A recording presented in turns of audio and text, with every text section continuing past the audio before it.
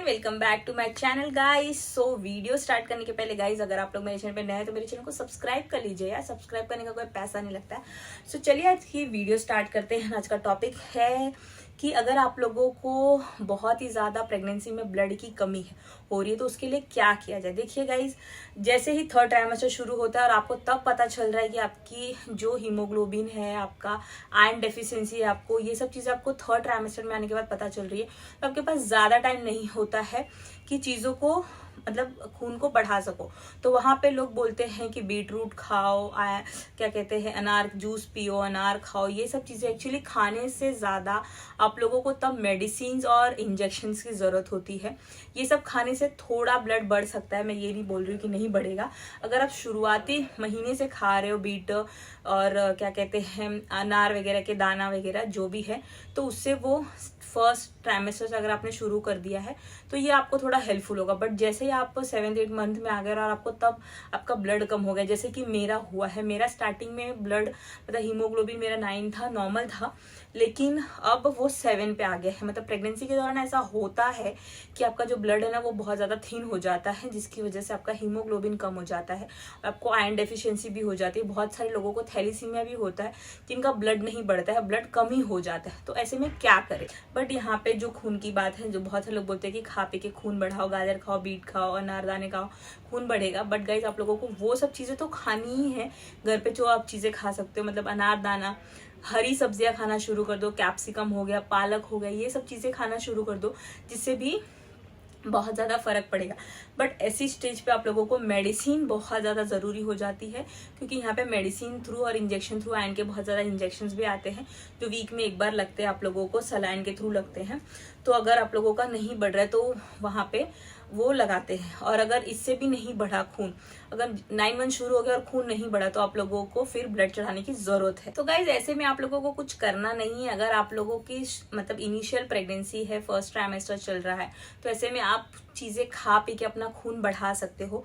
आपको ज्यादा टैबलेट्स और इंजेक्शन लेने की जरूरत नहीं है। लेकिन जैसे ही आप लोगों को थर्ड ट्राइमेस्टर में ये पता चलता है, क्योंकि देखो सेकंड ट्राइमेस्टर तक पता चला कि ब्लड नॉर्मल है, थर्ड ट्राइमेस्टर आते आते ब्लड कम हो गया, वैसे में क्या करें। वैसे में डॉक्टर्स भी थोड़े ये हो जाते हैं कि अब क्या करें, क्योंकि खाने पीने से इतना जल्दी ब्लड नहीं बढ़ने वाला, उसको टाइम लगता है चीजों को होने में। तो गाइज, ऐसे में आप लोगों को डॉक्टर्स टैबलेट्स देते हैं, जो कि आयरन का टैबलेट होता है। मोस्टली आयरन डेफिशिएंसी की वजह से ही आपका हीमोग्लोबिन नहीं बढ़ पाता, जिससे आपका ब्लड नहीं बढ़ता है। सो गाइज, यहाँ पे आप लोगों को आयरन के टैबलेट्स और आयरन के इंजेक्शन लेना बहुत ज्यादा जरूरी है। उसके बिना आपका हीमोग्लोबिन नहीं बढ़ेगा।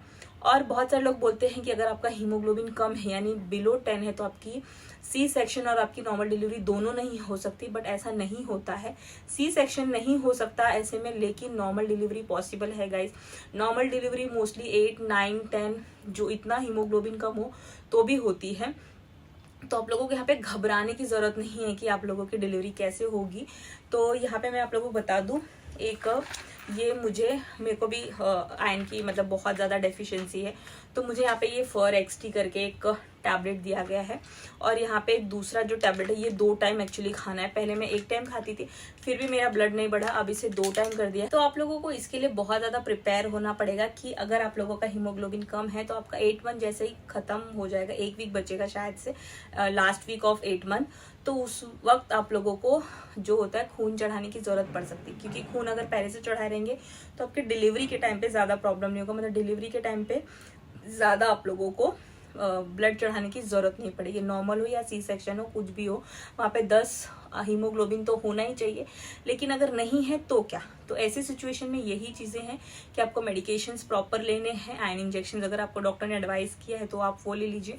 और यहाँ पे चीजें खाना शुरू कर दीजिए, जो कि मैंने बताया, हरी सब्जियां हो गई। मतलब ज्यादा आपको तेल मसाले वाली चीजें नहीं खानी है। यहाँ पे हरी सब्जियां ज्यादा खानी है, कैप्सिकम हो गया, पालक हो गया, ये सब चीजें।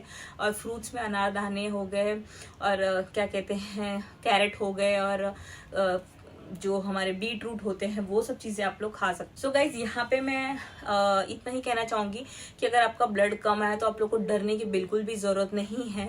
वो चीज़ें आप मेडिसिन से कवर कर सकते हो। अगर 7 है अगर मेरा, तो समझो 8:30 9 भी हो गया तो भी नॉर्मल डिलीवरी होने के चांसेस है यहाँ पे।